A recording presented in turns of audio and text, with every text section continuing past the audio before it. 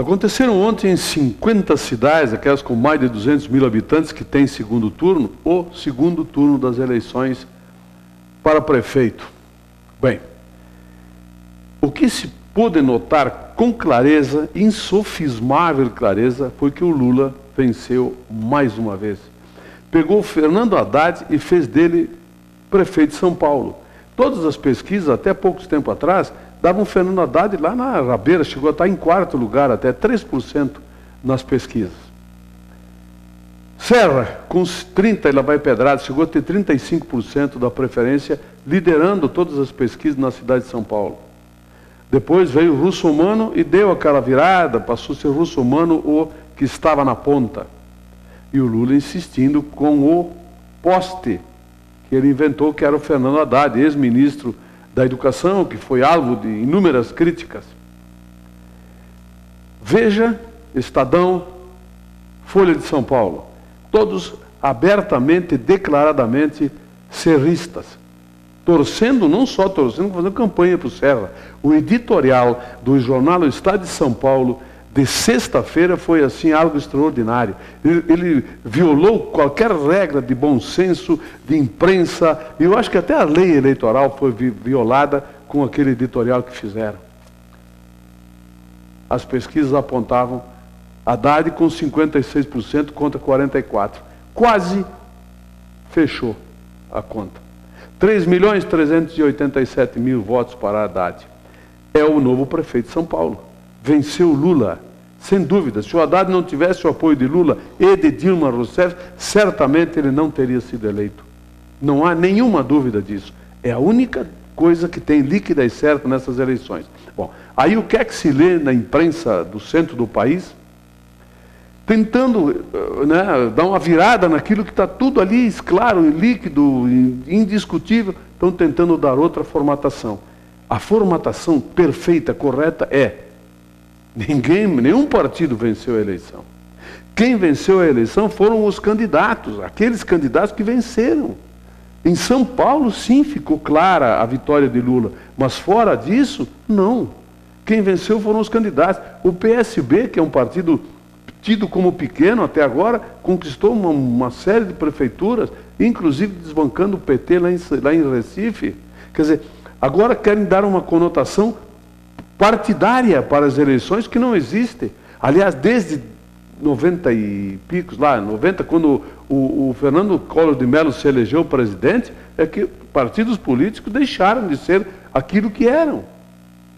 PRN ninguém conhecia, tanto que ele foi deposto lá porque não tinha apoio no Congresso Nacional, apoio partidário, mas não votaram no partido PRN, votaram no Collor, quem o elegeu. Não foi por aí. Não é por aí. Hoje há uma conscientização das pessoas muito grande. Tanto é que, se quiserem levar para o lado partidário, o PT está sofrendo ataques virulentos de tudo quanto é lado por causa do mensalão.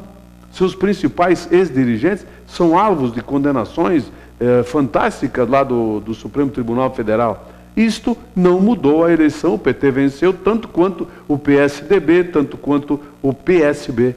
Então, esqueçam o partido político. Eles simplesmente se autodestruíram. Hoje são as pessoas que ganham eleições. Eu não tenho nenhuma dúvida disso. Com exceção de São Paulo. Lá o Lula deu de relho, indiscutivelmente. Só que, claro, os seus opositores vão tentar minimizar o poderio eleitoral de Lula.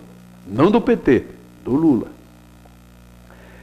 Ontem à noite a Rede Globo Televisão, no Fantástico, apresentou uma matéria mostrando uma festa. Sabe aquelas festas, as baladas, as famosas baladas, onde a droga correu solta, 16 traficantes e fabricantes até foram presos. Fabricavam êxtase, um comprimido que deixa a gente assim, ó, né? Deixa a gente em alto astral. Esses jovens é que querem que o país mude, é que querem que acabe com a corrupção, que querem que o país seja um país sério. Eles são sérios. Aquela famosa frase que eu ouvi uma vez, todo mundo diz: pô, que país nós vamos deixar para os nossos filhos? E alguém rebateu dizendo: que filhos vamos deixar para este país? Ela nunca foi tão contundente e verdadeira. Onde estavam os pais deles todos? Por favor. Ah, mas...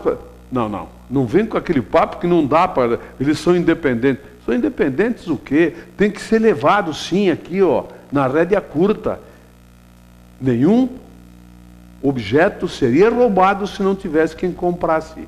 Os receptadores de veículos roubados, peças de veículos roubados, eles são os verdadeiros bandidos.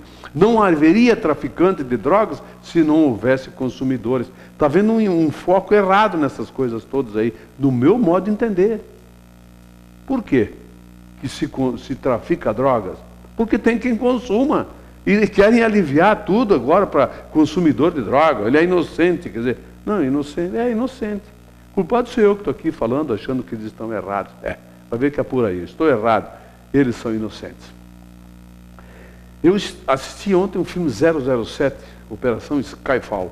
Eu fiquei impressionado, porque eram 3h30 da tarde, num horário de um domingo que não tinha jogo de futebol, não tinha eleições em Bento, não tinha, sei lá, festa que pudesse desviar o público, etc. e tal, e havia muito pouca gente no cinema. É complicado se fazer alguma coisa desse sentido. Em Caxias do Sul, quando a gente vai para lá, tem algum filme diferente, em 3D ou coisa assim, o cinema está sempre cheio, o número de pessoas é adequado para aquele tipo, aquela expectativa que se tem do cinema. Por que aqui em Bento o pessoal não frequenta cinema? O filme 007, ele é divulgado mundialmente. Aliás, foi uma das grandes estreias mundiais do ano, foi o 007. No entanto, aqui em Bento, 3h40 da tarde a sessão estava com muito pouca gente. É difícil. Realmente tem que entender. Se uma hora dessa fecharem os cinemas em Bento, a gente pode entender por quê. Porque não tem público, o público não é ligado em cinema. Não sei o que eles ficam fazendo em casa, sei lá, talvez esperando o resultado das eleições. Vai ver que é isso. Aliás, só para voltar em eleições ainda, terminaram as eleições ontem, o segundo turno para prefeito, mas agora começa o terceiro turno. Aliás, desde que Fernando Henrique se elegeu lá em 94, que não existe mais, acabou a eleição, começa o terceiro turno. É só perceber, não acabam as eleições quando se abrem as urnas e se apontam os vencedores. Continua toda aquela lesma-lerda, aquela ronha na internet, um ataca o outro ataca um chama o outro de corrupto, quer dizer, o bunda suja chama o outro de bunda mal lavada, e continua assim. Quer dizer, o roto fala do rasgado, quer dizer, eles não têm vergonha na cara mesmo. E o pior é que encontram inocentes úteis que dão sequência a isso. Pela internet, repassam e-mails. Por favor, cara, não tem santo na zona política brasileira, não tem virgem na zona política brasileira. Eu até estou duvidando que a Carolina, aquela, Migliorini, estou duvidando que até ela seja virgem, né? Ninguém vai pagar 1.600.000 para isso. Em todos os casos, deixa ela em paz. O que eu estou dizendo é que chega, vamos parar com o terceiro turno, só tem eleições agora em 2014 de novo. Vamos começar a se preocupar com o terceiro turno lá, 2014, esqueçam isso agora, acabou, quem ganhou, ganhou, tem mais que assumir, cumprir com as suas promessas e fim de papo. Parem de encher o saco das pessoas que têm um pouco de inteligência e sabem que não vai resolver nada o terceiro turno. Obviamente não vai. Fim de semana futebolístico foi no sábado. O Grêmio jogou contra o Bahia e empatou um jogo que não podia ter empatado, tinha todas as condições de ter ganho e não ganhou. Bom, a torcida ficou pé da vida, ficou, claro, mas tudo bem, empate fora de casa contra o Bahia, desesperado, vamos entender que deu. Aí depois veio o jogo das 18h30 do Internacional. Aí o que se viu ali foi algo assim surrealista. Agora estão discutindo se o gol com a mão é imoral, é imoral quem discute que não podia ter usado a televisão para aquilo, ou se o Barcos é que é o cretino que não diz que fez o gol com a mão. O que tem de verdade verdadeira nisso aí é o seguinte: quando o Barcos fez o gol com a mão, nem rádio, nem televisão falaram qualquer coisa. O juiz apitou o gol, o bandeirinha correu para o meio e o juiz de atrás do campo também deu o gol. Os três que estavam ali, 3 árbitros deram. Ah, mas depois a televisão reprisou e ficou nítido, claro, a mão do Barcos. O gol foi com a mão. Houve um erro crasso, brutal, que foi o gol com a mão do Barcos, não visto pela arbitragem. Aí remediaram um erro com outro. Pode? Não se ouve dizer, eu pelo menos ouço dizer desde criança que não se justifica um erro pelo outro. Só que aí houve o seguinte, todas as notícias nacionais estão dando conta disso. A repórter Tainá Espinosa, da TV Bandeirantes, ouviu e fez uma matéria, está no site da TV Bandeirantes, ela dizendo aquilo, que o cara que não podia de nenhuma forma se intrometer, ouviu as pessoas comentar e ele perguntou, foi com a mão? Foi, Aí avisou o árbitro, o quarto árbitro, o Ricci, na beira do campo, e esse transmitiu para o outro árbitro. Quer dizer, foi um festival de barbaridades. Concordo plenamente. Acho que deveríamos ter o uso da televisão para impedir que erros crassos, brutais, como aquele pênalti no Tinga que não foi marcado lá contra o Corinthians em 2005, como os 2 gols anulados do Nacional de Montevidéu no Beira-Rio em 2006, que rendeu um título por aí. Enfim, aquele gol do Maradona com a mão no Mundial lá contra a Inglaterra. Se a televisão fosse usada, isso não teria acontecido. Mas tem que ser para todos os jogos, não só para quando interessa, de uma forma ou de outra. Um escândalo, um absurdo.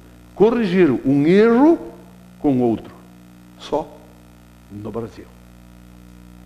A Arena vai ser inaugurada no dia 8 de dezembro. Toda a programação está definida, etc. Tal. Eu recebo ligações de pessoas que querem ingressos para assistir à inauguração da Arena, que não vai ser só um jogo de futebol, vai ser um festival, um espetáculo. O que está acontecendo? A venda é pela internet, está no site, acesse lá, www.arenapoa.com. É só isso, acessa lá. Sócios já estão podendo comprar ingresso. Quem migrou para a Arena também. Agora, quem não é sócio do Grêmio vai ter só a partir do dia 7 de novembro a possibilidade, eu acho que até nem é 7, deve ser 15, a possibilidade de comprar ingressos para a inauguração da Arena. É um problema. Se associa ao Grêmio, meu amigo. Você é gremista, está na hora agora de se associar ao Grêmio. Nós temos um baita estádio lá, uma arena fantástica sendo inaugurada. Os jogos do ano que vem vão ser num estádio de primeiríssimo mundo. Vale a pena, e é mais perto agora, dá 28, 30 quilômetros a menos, e não com aquele trânsito todo dentro da cidade, para se assistir jogos, vai ser bem mais fácil. Se associa ao Grêmio. Contra o São Paulo, já estou recebendo ligações em grande quantidade de gente querendo assistir. Será destinado ingressos para não sócios, se os sócios não comprarem os ingressos pela internet, que já estão à venda. Contra o Grenal. Dia 2 de dezembro tem Grenal. É o último jogo do Estádio Olímpico. Mas vai ser um horror, eu não tenho nenhuma dúvida que os sócios vão lotar o estádio. Quem não é sócio não terá a oportunidade de ocupar espaço lá no Ano Olímpico para esse último jogo. Então, mas ainda dá tempo. Associe-se ao Grêmio, procure o consulado local, seja sócio do Grêmio. Vale a pena, pode acreditar. A partir do ano que vem, vai ser uma nova história que o Grêmio vai escrever no cenário futebolístico gaúcho, brasileiro e mundial. Aposta, você vai ganhar. Eu volto amanhã. Um abraço. Opinião com Antônio Frisso. Oferecimento Ludfor Consultoria em Energia. www.ludfor.com.br